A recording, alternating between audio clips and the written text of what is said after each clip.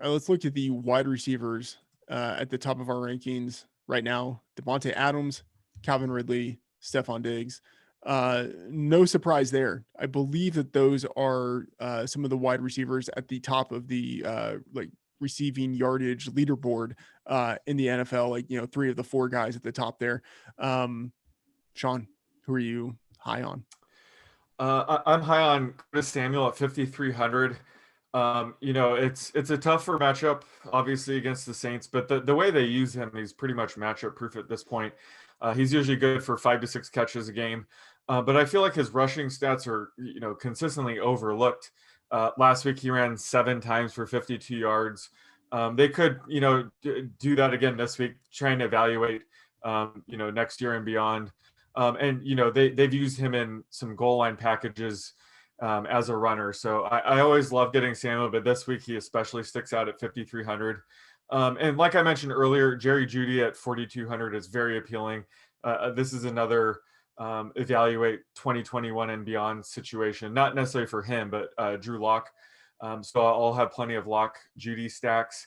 And then Mecole Hardman at 5,200. It almost feels like too easy of a play. He might be over-owned, so I'll have to decide. He might be a guy that you may want to fade in GPPs, but it's going to be tough because he should be on the field, over 90% of the time, I would guess. So a guy of his caliber, that dynamic, it's going to be hard to fade him. But at 4,200, he seems like a free square play this week.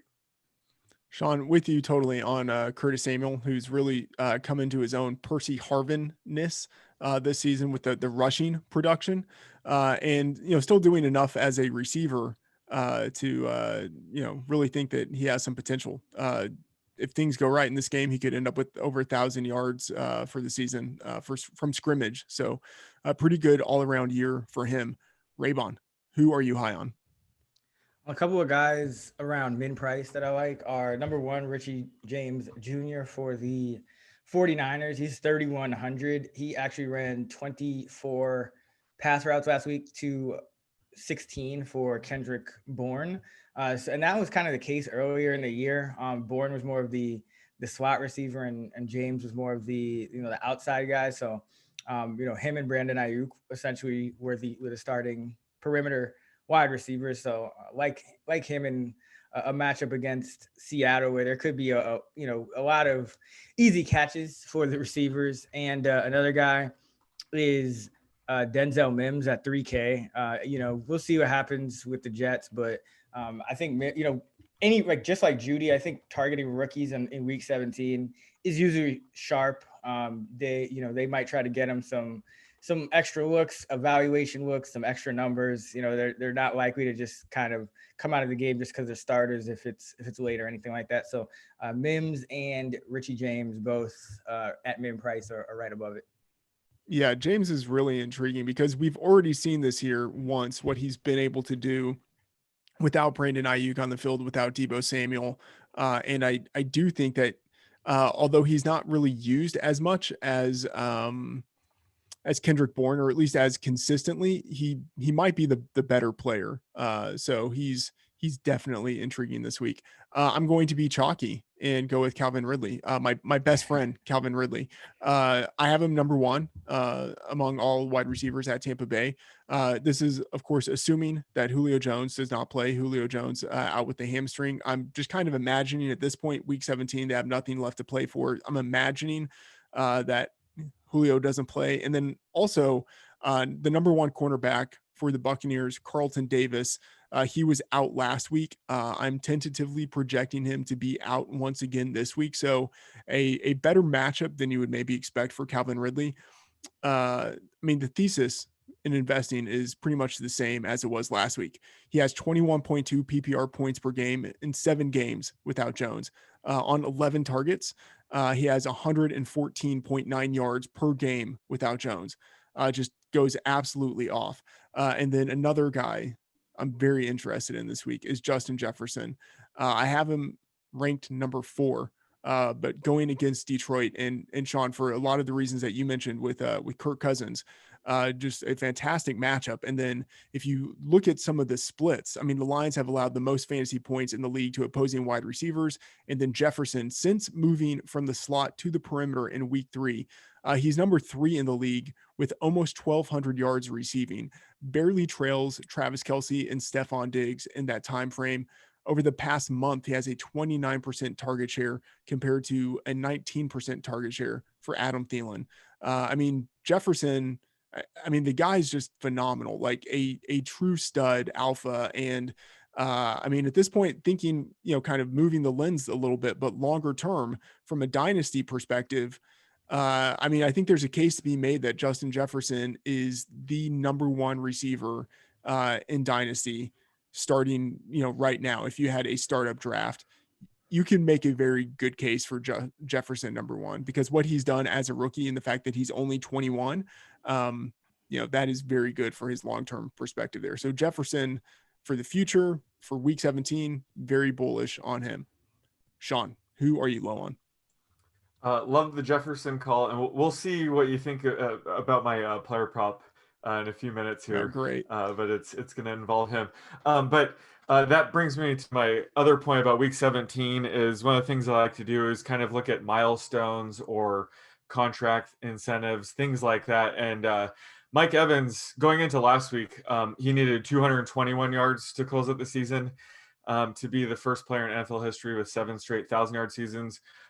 He did a ton of work getting there last week with 10 catches for 181 yards and 2 touchdowns. So he only needs 40 this week.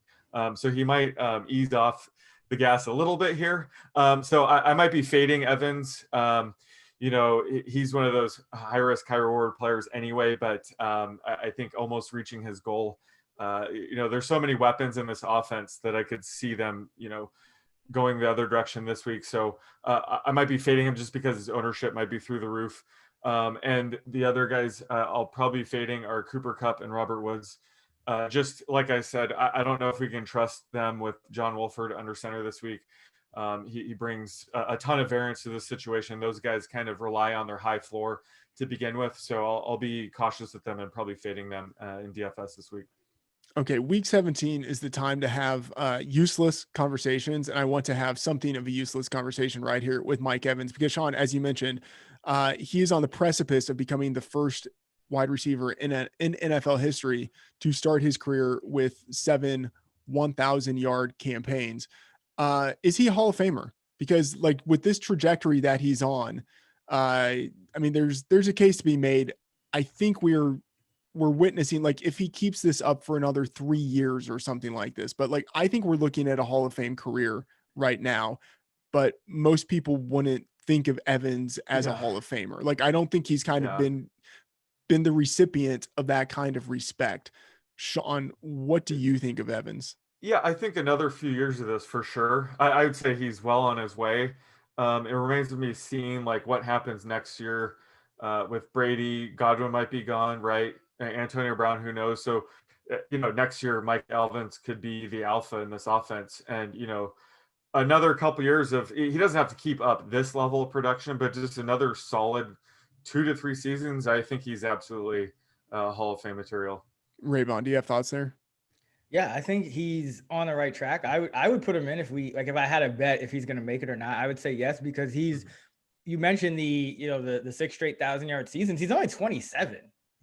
So the thing you worry about a lot of the time with receivers like Evans is, okay, he's got this big body. Those guys can kind of fall off a cliff sometimes. But the fact that Evans has accomplished all of this and he's still 27 kind of gives him a little bit of a higher floor when you're talking about something like the Hall of Fame, because yeah, he could still have that fall off, like, the Andre Johnson or Hakeem Nicks or, the guys that just kind of fell off a cliff, but he'll already have accomplished so much that, I think I would say he's above 50% if I had to bet it. Yeah. With you there. Raybon, who are you low on? I mean, that was my guy. So here it comes. I was going to point out that exact thing and just how hilarious it was that, like, I don't know if you guys noticed, but like they kept throwing these deep shots to Evans and like he needed like 40 yards and they would keep giving pass interferences so that they would be like on the Detroit 32. And so like you knew that even if he got a 30-yard, like a touchdown, he wouldn't get the 1,000-yard season. So it was pretty funny. But yeah, I think he clocks out after shortly after receiving this, getting this milestone, even though Arians has said, hey, I'm not going to rest my starters. So I'm projecting Evans and Godwin for, about 2/3 of the normal usage. And so I guess that goes for Godwin as well, even though, not the same kind of situation, but I don't expect the Bucs to play their starters for the majority of the game. So we'll say Evans and Godwin as well. All right. A guy I'm relatively low on is DeAndre Hopkins. I do expect him to be, playing most of the game, or all of the game. I mean, it's a situation where the Cardinals and the Rams, they both very much have something to play for. But Hopkins has a very tough matchup against Jalen Ramsey. He was just 8 for 52 and a touchdown receiving on 13 targets in week 13 against the Rams. And against Ramsey in particular, he had just 3 receptions for 20 yards on 8 targets. The touchdown was not in Ramsey's coverage. Hopkins and Ramsey have faced each other 8 times going back to the AFC South. And Ramsey has gotten the better of him in all but 2 of those games. Hopkins has had 2 big games, but for the most part, Ramsey has held him in check. So Hopkins, definitely not a DFS option for me this week. All right, Sean, give us that Justin Jefferson prop. Over under 110 receiving yards this week. Under, sadly. I'm like trying to check. Is that like some milestone for him? It's a trap. I'm like trying to pull up his stats like feverishly so I see. Give me 1 second. Does that give him the record for rookies? Yes, it does. Yeah. And he faces the Lions this week, which probably makes it a little bit easier if they want to give him that record. That kind of comes down to week 17 projections. How much do you weigh these things? That's basically what this prop is. I'm going over. That was sharp, and any other week I would go under because that's a ridiculous line. Right, obviously like a Derrick Henry rushing line. line. Yeah, but no, I'll go over because you're right. It's week 17, and I mean we saw it with Mike Evans last week. What they were, the whole game was essentially spent trying to get him that record. Like so, I'm going over. Yeah, who has the record? Is it Anquan Bolden? Yeah, it's Bolden. Yeah, that was a good line. I mean, I still have to go under because that line is just ridiculous. But if there's ever a week to set a line that high, this would be the week. Yeah, and books, they'll probably open it at what, 80, 79.5, 85.5, somewhere around there, and I'll hammer it immediately. Yeah, that's a very good point.